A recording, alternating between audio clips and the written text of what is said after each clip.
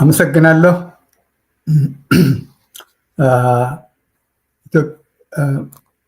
አሰባሳቢ ማንነት ነው የመጽሐፉ ስም። አሰባሳቢ ማንነት።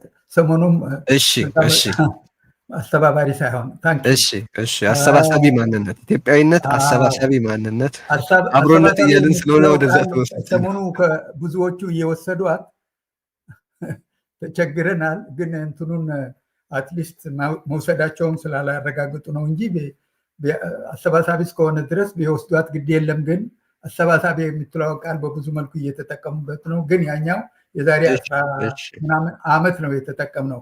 አሰባሳቢ ማንነት በአንድ ሀገር ልጅነት ነው። ታንኪዩ። እና በዚህ በአይነቱ ሊሰኝ የሚችለው በይነመረብ ህዝብ ትዕይንት ላይ የዛሬ ዝግጅት ላይ ታዳሚዎችና አዘጋጆች የከበረ እና የላቀ ሰላምታ ይድረሳችሁ። ከልብ የመነጨ ምስጋናዬን በቅድሚያ ተቀበሉኝ። በተለይ የአብሮነት ኢኒሼቲቭ ባለቤቶች ልዩ ምስጋና ይገባቸዋል።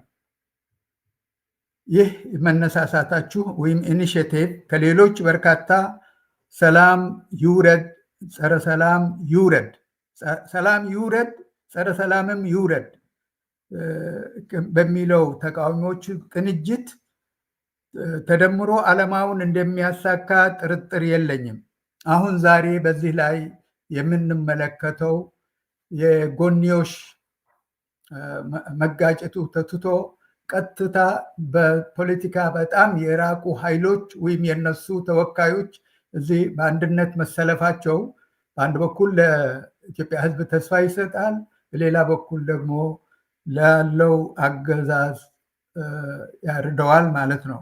አሁን እንዳየ ነው። ጦርነት ይቁም፣ ሰላም ይስፈን ምኑ ላይ ነው የሚያሸብረው? ምንም የሚያሻማ ትርጉምም ኖሮት ሊኖር አይችልም። ግልጽም ነው። በሀገሪቷ ሰላም ይውረድ፣ ጸረ ሰላምም ይውረድ ብለን በምንልበት ጊዜ ግልጽ የሆነ ሌላ ጉዳይም አለ። በሀገሪቷ ደረጃም ሆነ በቀጠናችን ግልጽ የሆነ ሌላ ጉዳይም አለ። በሀገሪቷ ደረጃም ሆነ በቀጠናችን ጸረ ሰላም ኃይሎችና የሰላም ኃይሎች አሰላለፍ ጥርት ባለ መልክ እየታየ ነው። ግልጽ እያለ መጥተዋል። በኢትዮጵያ ውስጥ ያሉት ድርጅቶች፣ በአካባቢ ያሉት ሀገራት ኃይል አሰላለፋቸው ግልጽ እየሆነ መጥተዋል ማለት ነው። ለአንድ አፍታ እዚህ ላይ ቆም ብለን የአሁኑ ሁኔታ በመሰለው የታሪክ መጋጠሚያ በስልጣን የነበሩት መሪዎቻችን ወይም የኢትዮጵያ መሪዎች የወሰዱትን አቋም ዞር ብለን እንመልከት። ቅበ ንግስና ከእግዚአብሔር ተቀብያለሁ ይሉ የነበሩት ንጉሠ ነገሥት ጃንሆይ ልዑል ራስ እምሩ ካግባቧቸው በኋላ የሀገሪቷን ደህንነት ያስጠብቃል ካላችሁ እሺ ብሎ በሻለቃ ደበላ ዲንሳ በሚመራው የደርግ ጓድ ጋር ተነስቶ ከቤተ መንግስት ወጡ፣ ከስልጣንም ወረዱ። በገዛ ፈቃዳቸው ማለት ይቻላል። ምክንያቱ ከእናንተ ጋር ይህንን የምትሉትን ነገር የሀገሪቷ ደህንነትና የህዝቦቿ ሰላም ያስጠብቅ ከሆነ ከእናንተ ጋር ማልሄድበት ምክንያት የለም ብሎ ደርግ የላከላቸው በሻለቃ ደበላ ዲንሳ ከሚመራው ቡድን ጋር ሄዱ። ፕሬዚደንቱ መንግስቱ ኃይለማርያም በመጨረሻ የደርግ ፓርላማ ስብሰባ ላይ ለሀገሪቷ ሰላም ሲባል ለተፋላሚ ድርጅቶች ለአንዱ አምበል ወንበሬን ለመልቀቅ ዝግጁ ነኝ አሉ። ወንበሬን ለመልቀቅ ዝግጁ ነኝ ለአንዱ ተፋላሚ የነበሩት ያኔ ወያኔና ሻዕቢያ ናቸው። ለነሱ አምበል ነው ያሉት። ለአንዱ አምበል ወንበሬን ለመልቀቅ ዝግጁ ነኝ ብሎ አትሊስት ስልጣን ለመልቀቅ ለህዝቡ፣ ለሰላሙ፣ ለሀገሪቷ ደህንነት ለመልቀቅ ዝግጁ መሆናቸውን አሳዩ ማለት ነው። በቅርብ ደግሞ ኃይለማርያም ደሳለኝ ስልጣናቸው በገዛ ፈቃዳቸው ለቀቁ። አሁንም ለሀገሪቷና ለሕዝብ ደህንነትና ሰላም ሲባል ነው። እንዲያውም የመፍትሄ አካል ለመሆን በማለት ዝግጁነታቸውን አረጋገጡ። ታዲያ ምን ያደርጋል? ንጉሱም በጣም ከረፈደ በኋላ ነው ዝግጁነታቸው ያሳዩት።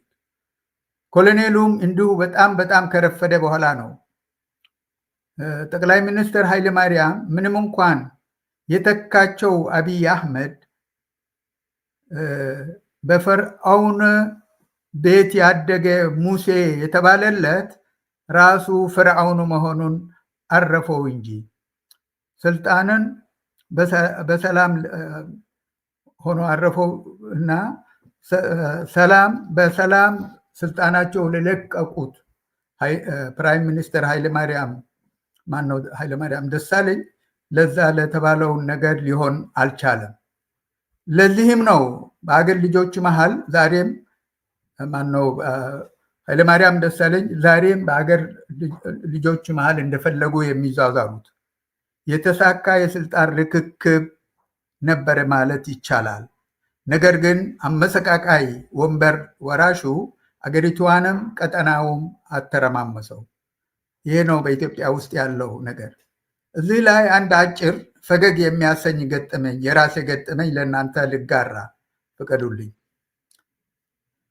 ዛሬ በስደት ከካይሮ አሁን ያለሁበት የስካንዲናቪያ አገር መተን ትንሽ ከቆየም በኋላ በዛን ጊዜ 4 ወይም 5 ዓመት የነበራት የመጨረሻ ልጃችን አማርኛ መነጋገር እየአስቸገራት እና እንዝናናባት ነበረ።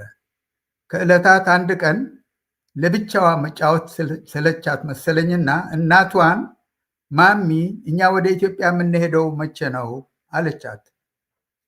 እናቷ ደግሞ አባትሽን ጠይቂው ብላ ወደ እኔ ልትገላገል ፈለገች።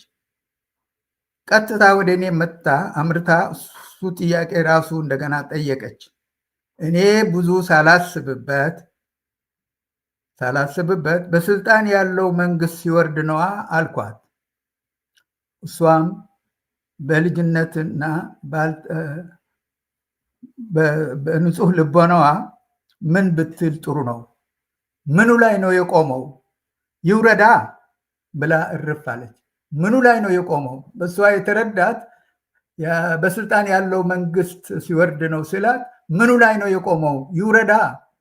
በጣም በሚያስቅ አኳኋን ነው ያለችውና ያ ነገር ሁሉ ጊዜ እንደ ቀልድ እንደግመዋለን። ስለዚህ ይሄ ነገር አብይ አህመድ ከስልጣን መውረድ የኛ ትንሿ ልጅ ያኔ እንግዲህ ትልቅ ናት ባለችው መልኩ ባይሆንም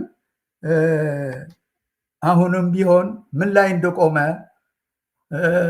አንዱ በኢትዮጵያ ሕዝብ የሚያውቀው ይመስለኛል። በቀላሉ ግን ውረድ ሲባል እንደማይወርድ በተግባሩ ያሳየ፣ ከዛም አልፎ ተርፎ እዚህ ላይ ስትነጋገሩ የነበራችሁ ተናጋሪዎች በዝርዝር ገልጻቸውና የኔ መልእክት በማሳጠር ወደ እንትን አልፋለሁ። 2 ደቂቃ አሉት አቶ ዩሱፍ። ውረድ ብሎ ማውረድ የማይሞከር የማይታሰብ ነው። በተለይም የንግስናው ዘውድ የደፋሁት እናቴ በ7 ዓመቴ በነገረችን ህልምና ንግርት ብሎ በፓርላማ ፊት የቆሞ መናገር ድፍረት ያለው መሪ ነውና ኢትዮጵያ ህዝብ ጃንሆይን እንኳን ሌባ ብሎ በድንጋይ የወረወረባቸው አድፋጭ ህዝብ ነው። አንድ ትንሽ ልጄ ላይ ምን ላይ ነው ቆመው እንዳለችው አብይ ዛሬ ምን ላይ እንደቆመም ምን እየሰራ እንደሆነ ሁላችን የምናውቀው ነውና በአጭሩ ሰላም ይውረድ፣ ጸረ ሰላምም ይውረድ